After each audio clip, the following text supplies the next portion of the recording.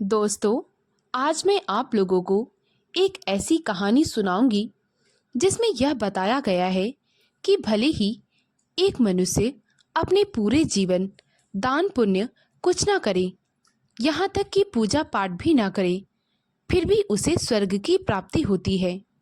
तो इस कहानी में हम जानेंगे कि ऐसे कौन से काम हैं जिन्हें करने से स्वर्ग और नर्क मिलता है। इससे पहले अगर आप मेरे चैनल पर नए हैं तो प्लीज़ मेरे चैनल को सब्सक्राइब करें, वीडियो को लाइक और शेयर करें। तो आइए कहानी को सुनते हैं।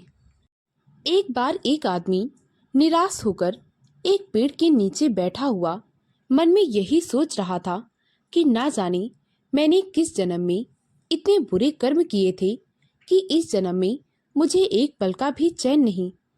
वह यह सब कुछ बहुत देर तक सोच रहा था। तभी अचानक से वहां पर उसका मित्र आ जाता है। जब उसका मित्र देखता है कि वह किसी सोच में डूबा हुआ है तो वह कहने लगता है, क्या हुआ मित्र, तुम्हें कोई परेशानी है? इतने पर वह आदमी बोलता है, क्या बताऊं यार, मैंने पूरी जिंदगी संघर्ष में बिताई है, मुझे एक पल को भी चैन नहीं। ना जाने मैंने ऐसे कौन से कर्म किए थे कि मुझे इस जन्म में यह सब कुछ देखना पड़ रहा है।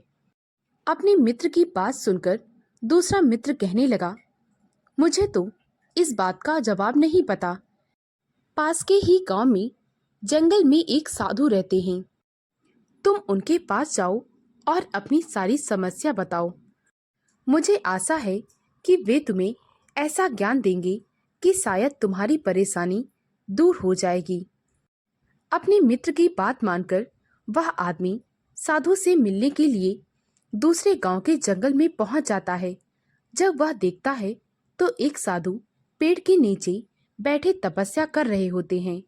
जब साधु देखते हैं तो उनके सामने एक आदमी खड़ा होता है। साधु कहने लगते हैं, कहो बेटा, मेरे पास कैसे आना हुआ? तब वह आदमी कहने लगता है, मुनिवर, मैं बहुत परेशान हूँ। मैं आज तक नहीं समझ पाया हूँ कि मनुष्य ऐसे कौन से कर्म करता है जिसकी वजह से उसे स्वर्ग और नर्क मिलता है। तभी वे साधु उस आदमी को अपने पास बैठाते हैं और कहने लगते हैं, बेटा, आज मैं तुम्हें ऐसी कहानी सुनाऊंगा जिससे सब कुछ तुम्हें समझ में आ जाएगा। इंसान पूरी जिंदगी अच्छे कर्म करता है, परंतु उसका एक बुरा कर्म उसके सभी अच्छे कर्मों को नष्ट कर देता है। वैसे ही इंसान पूरी जिंदगी पाप करता है, परंतु उसका एक पुण्य उसके सारे पापों को मिटा देता है। उस आदमी को कहानी सुनाते हुए वे साधु कहने लगते हैं, एक समय की बात है, एक बार 4 आदमियों की मृत्यु एक समय पर हुई थी। वे आदमी अलग अलग जगह के थे, बस उनकी मृत्यु एक साथ हो गई थी। उनमें से एक राजा था, एक बहुत बड़ा व्यापारी, एक पंडित और एक मजदूर था। यमराज के 2 दूत आए और उन चारों को लेकर यमलोक चले गए। जब वे 4 आदमी यमलोक पहुंचे तो वे देखकर हैरान हो गए। एक सोने के सिंहासन पर यमराज बैठे हुए हैं और उनके पास चित्रगुप्त भी बैठे हुए हैं, जिनके पास सभी व्यक्तियों के कर्मों का लेखा जोखा होता है। वे चारों सब कुछ देखकर बहुत हैरान हो रहे थे। तभी उनकी नजर उन आदमियों पर पड़ी जो चीख और चिल्ला रहे थे। उन चारों ने देखा कि 2 दरवाजे बने हुए हैं। एक दरवाजे से चमचमाती हुई रोशनी आ रही है और दूसरे दरवाजे से धधकती हुई आग की लौ। जो लोग उस धधकती हुई आग की लौ वाले दरवाजे की तरफ जा रहे थे वे चीख और चिल्ला रहे थे, और जो रोशनी वाले दरवाजे की तरफ से जा रहे थे वे बहुत प्रसन्न थे। यह देखकर उन चारों को यह तो समझ में आ गया था कि ये दरवाजे स्वर्ग और नर्क के हैं। इतने पर राजा कहने लगा, तुम तीनों तो नर्क में ही जाओगे, मैं स्वर्ग में जाऊंगा, क्योंकि मैंने पूरी जिंदगी अपनी प्रजा की सेवा की। प्रजा के दुख सुख में मैंने उनका साथ दिया, किसी के साथ भी अन्याय नहीं होने दिया। मैंने बहुत सारे दान पुण्य किए, लोगों के घर बनवाए, लोगों के खाने पीने की व्यवस्था करवाई। मैंने पूरी जिंदगी सिर्फ पुण्य का ही काम किया है, इसीलिए मैं स्वर्ग जाऊंगा। इतने पर वह व्यापारी कहने लगा, सुनो राजन, तुमने मुझसे ज्यादा दान पुण्य नहीं किया होगा।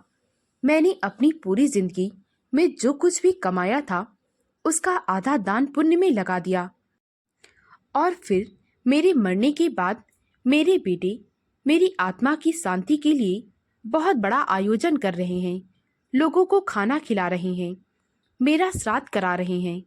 इसीलिए अगर मैंने अपनी जिंदगी में कोई गलती से पाप भी किया होगा तो वह इन सारे कर्मों से दूर हो जाएगा। मेरी दो दो पत्नियां, मेरे बच्चे, मेरी बहुएं, मेरे पोता पोती सब मेरी आत्मा की शांति के लिए भगवान से प्रार्थना कर रहे हैं, तो स्वर्ग में तो मैं ही जाऊंगा। राजा और व्यापारी की बातें सुनकर वह पंडित कहने लगा, तुम दोनों चुप करो। मैं एक पंडित हूँ। मैंने ना जाने लोगों के घर में कितनी पूजा पाठ कराई, कितना ज्ञान दिया, और खुद भी पूजा पाठ करता था। भला इससे पुण्य का काम क्या हो सकता है? दान करने से बड़ा पूजा पाठ होता है। इसीलिए स्वर्ग तो मैं ही जाऊंगा। इसी तरह तीनों एक दूसरे के साथ बहस करने में लगे थे। तभी अचानक से उन तीनों की नजर किनारे पर खड़े हुए उस बेचारे मजदूर पर गई, जो सिर झुकाए डरा सहमा सा खड़ा हुआ था। वे तीनों कहने लगे, यह मजदूर तो जरूर ही नर्क जाएगा, क्योंकि यह तो अपनी पूरी जिंदगी मजदूरी ही करता रह गया। इसको खुद खाने के लिए लोगों के घर में मजदूरी करनी पड़ती थी, तो यह दान कहाँ से किया होगा? इसीलिए इसे तो नर्क ही जाना है। उन तीनों की बात सुनकर मजदूर ने कुछ ना बोला। वह नीचे सिर झुकाए हुए खड़ा था। तभी वहां पर एक सैनिक आता है और कहता है, चलो तुम्हें स्वामी ने बुलाया है। चारों यमराज के सामने खड़े हो जाते हैं। सबसे पहले यमराज राजा से सवाल पूछने लगता है। तभी राजा कहता है, प्रभु, मैं राजा था।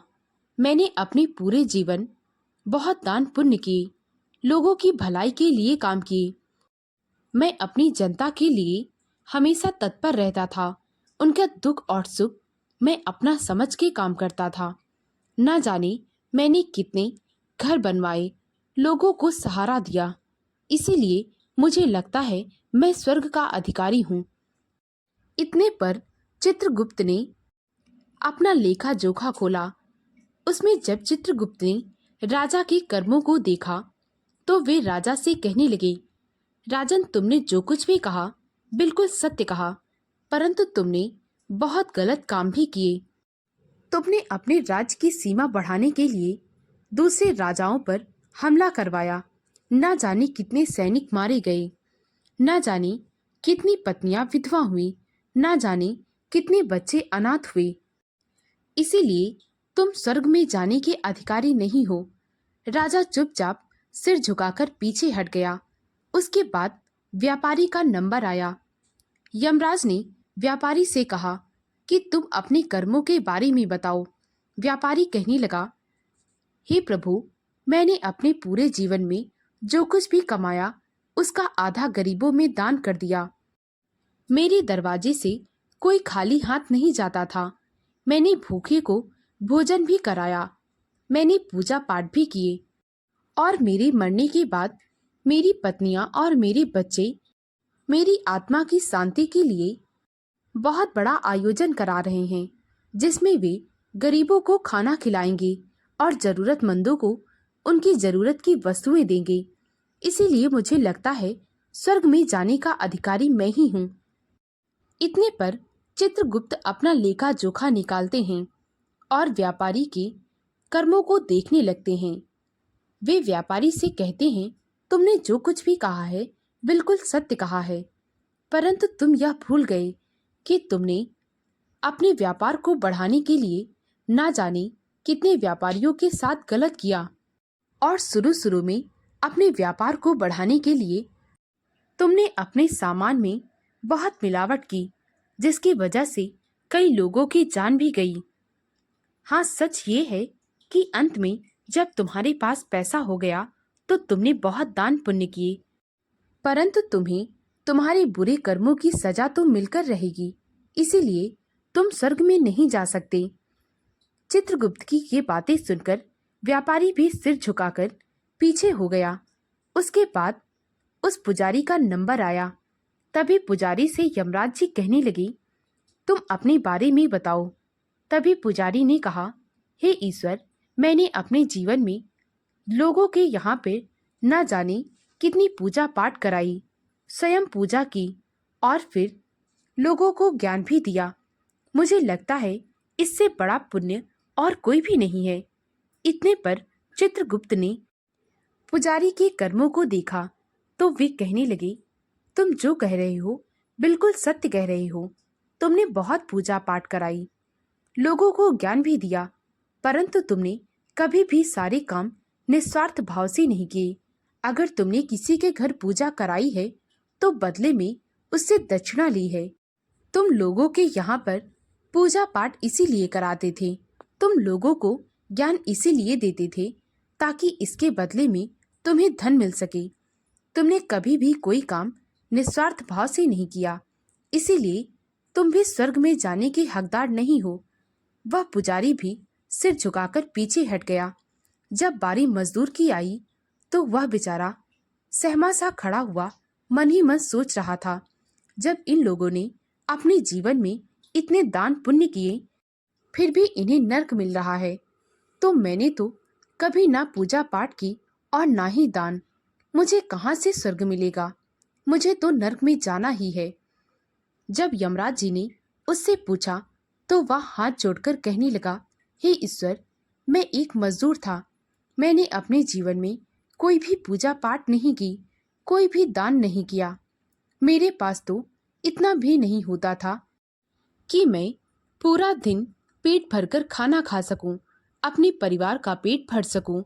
मैं दिन भर मजदूरी करता और उससे मुझे जो मिलता मैं उससे अपने परिवार को पालता था।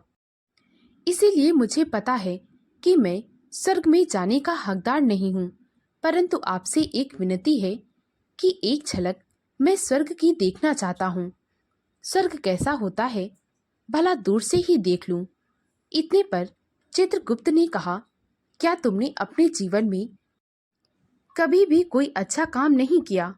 वह मजदूर काफी देर तक सोचता रहा, तभी कहने लगा, मुझे याद है एक बार जब मैं रोटी खाने जा रहा था तो मेरे पास एक ही रोटी थी, परंतु उसी समय मेरे पास एक कुत्ता आया जो बहुत बीमार था। वह मुझे टुकुर टुकुर देखे जा रहा था, ऐसा लग रहा था वह बहुत भूखा है।